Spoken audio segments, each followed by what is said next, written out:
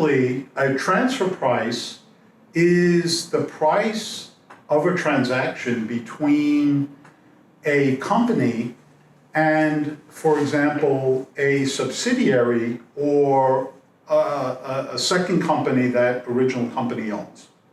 And mainly due to tax law, both by over 160 nations who have agreed to this standard and many US states, any transaction between that company and its subsidiary, or more broadly, we call them related parties, has to happen at a price that they would exchange or trade with a third party.